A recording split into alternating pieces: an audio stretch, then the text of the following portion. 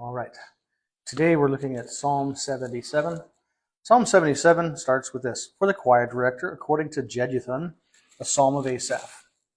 My voice rises to God, and I will cry aloud. My voice rises to God, and he will hear me.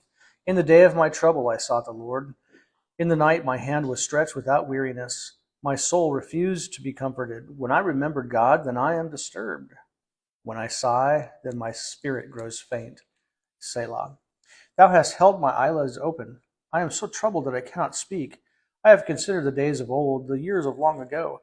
I will remember the song in the night. I will meditate with my heart. My spirit ponders. Will the Lord reject forever? And will he never be favorable again? Has his loving kindness ceased forever? Has his promise come to an end forever? Has God forgotten to be gracious, or has he in anger withdrawn his compassion? Selah. Then I said, it is my grief that the right hand of the Most High has changed. I shall remember the deeds of the Lord. Surely I will remember the wonders of old. I will meditate on all thy work and muse on thy deeds. Thy way, O God, is holy. What God is great like our God? Thou art the God who works wonders. Thou hast made known thy strength among the peoples. Thou hast by thy power redeemed thy people, the sons of Jacob and Joseph. Selah.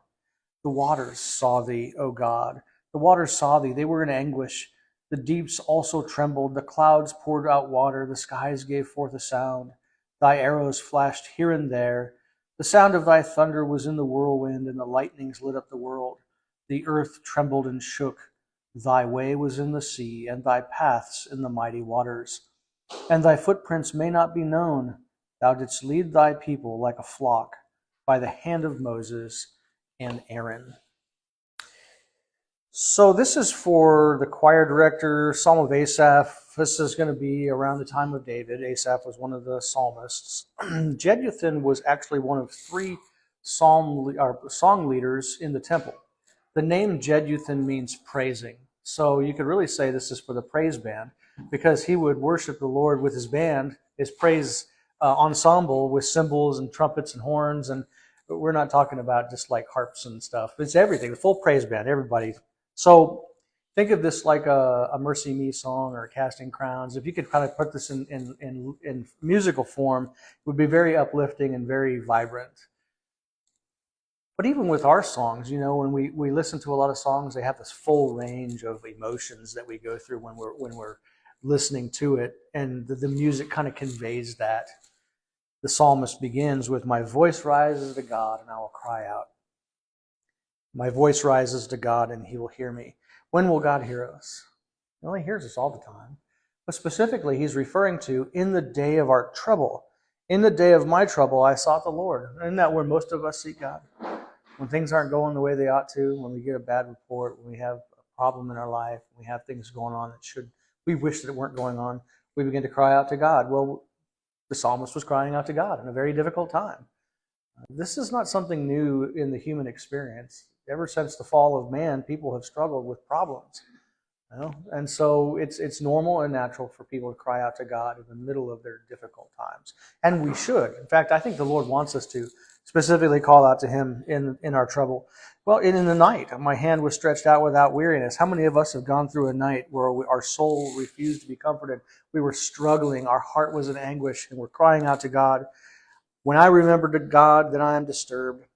When I sigh, my spirit grows faint. I think the psalmist is being honest. I'm having a very difficult time dealing with a specific problem. I don't know where to turn to. I'm calling out to God, and it just seems like it's not really helping much to begin with. We're just broken. We're broken over what's going on. Thou hast held my eyelids open. Think about that. When we're so troubled, who's the one who keeps us awake? Who's the one who gives us hope? God kept our eyelids open. God kept the eyelids open. I'm troubled. I cannot speak.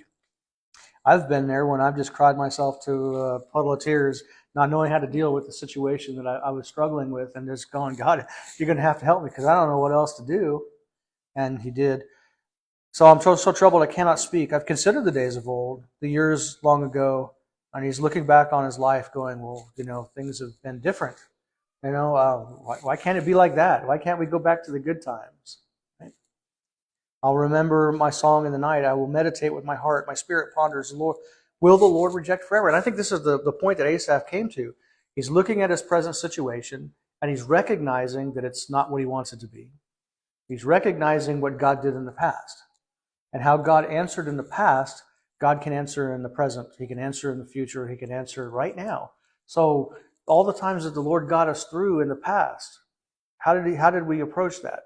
Through prayer, through seeking the Lord, through relying on God? Well, if God did that, then what's keeping him from doing it now? He's God, same God, same God. Will the Lord reject forever? Will he never again be favorable? Has his loving kindness ceased forever? Has his promises come to an end? These are just rhetorical questions, but let's be honest. Will the Lord reject forever in this life? Well, those who seek him, no. Those who seek the Lord, he won't reject forever.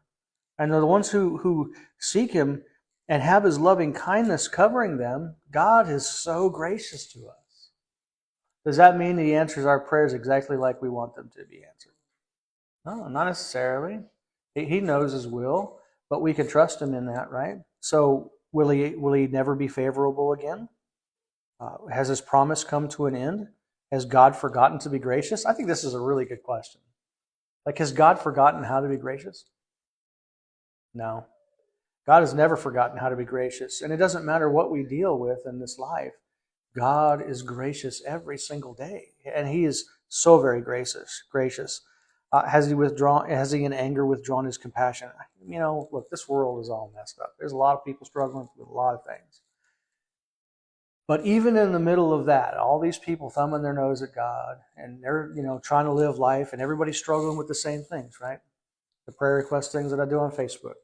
Health, relationships, finances. Those are the main areas.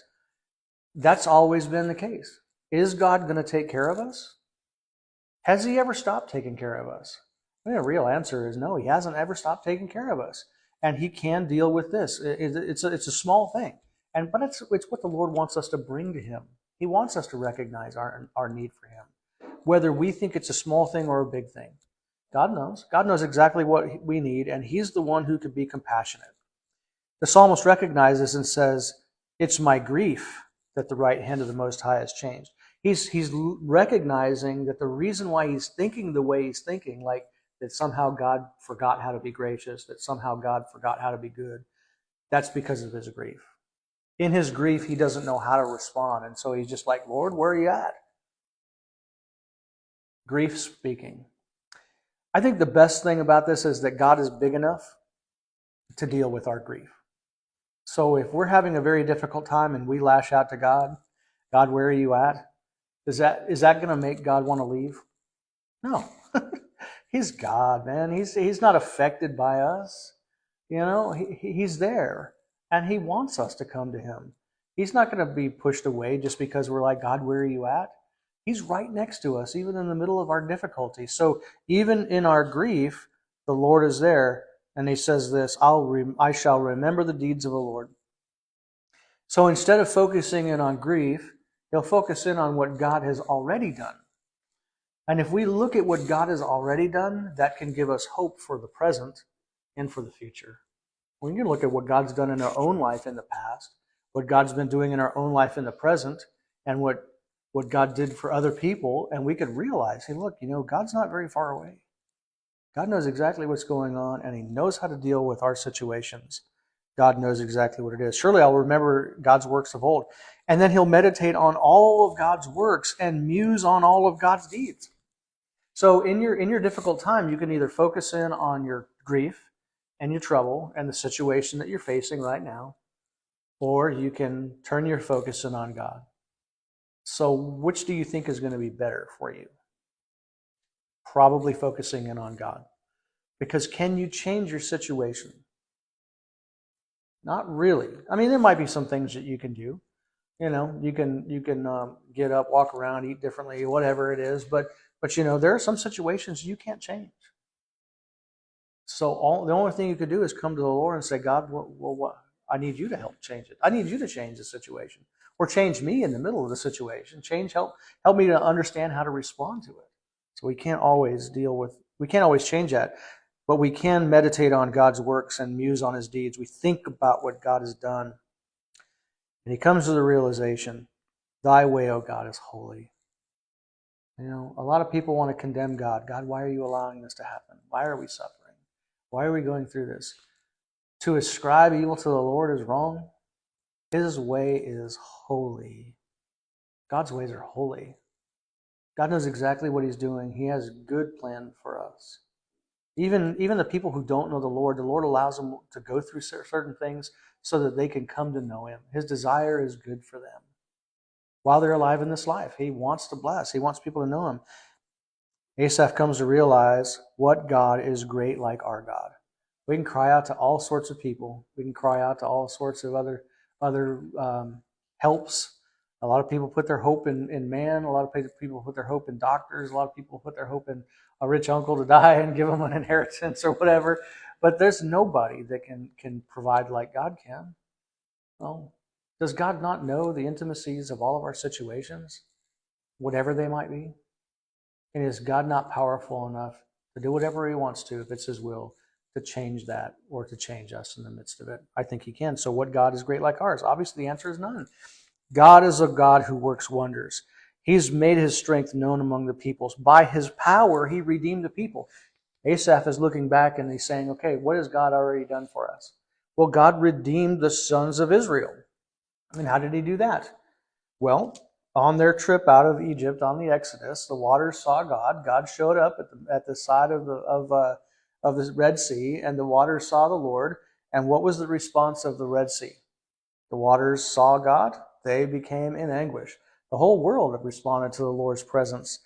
The clouds poured out water. The deeps trembled. The skies gave forth a sound. There was lightning and flashes everywhere. It's this huge storm. And in the middle of the huge storm, God made a path through what was impossible. He made a way for the children of Israel to walk through the Red Sea on dry land. How much more dire of a situation could there possibly be than the entire population of that time of the sons of Israel perishing at the hand of the Egyptians because they were hemmed in by the Egyptian army on one side and the Red Sea on the other? And yet God showed up in the middle of that impossible situation and made a way for them to be free. And God eradicated that army and set them free in a great mighty way with his outstretched arm. Nature itself obeyed the command of the Lord, and God changed heaven and earth to set his people free and provide salvation for them. So I ask the question again, is there anything too difficult for the Lord? No, there's nothing too difficult for the Lord.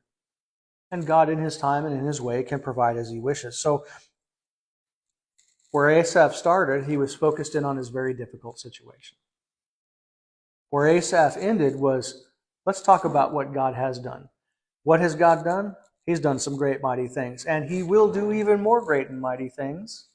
And he can do that for them, this nation that really wasn't even a nation yet. And he can do great mighty things for us in our life. And I believe that's what he wants to do. Thy way was in the sea, thy paths in the mighty waters. Thy footprints may not be known. Thou didst lead your people like a flock by the hand of Moses and Aaron. And God went before his people. God provided, and God delivered. Has God changed? The same God yesterday, today, and forever. He saved then, he can save now. He set people free then, he can set people free now. I believe that.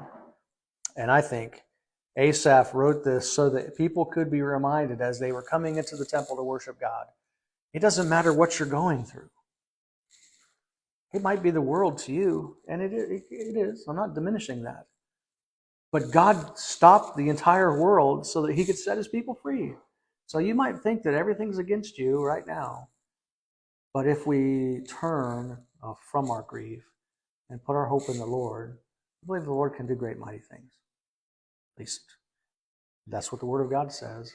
And we see it over and over again, not only in the Word of God, but also in the lives of people that we know. We know people that have prayed to the Lord, and God has heard their prayers, and he has answered in great mighty ways. If he's done that in the past, and he's still the same God, he can do it even today. And that's Psalm 77.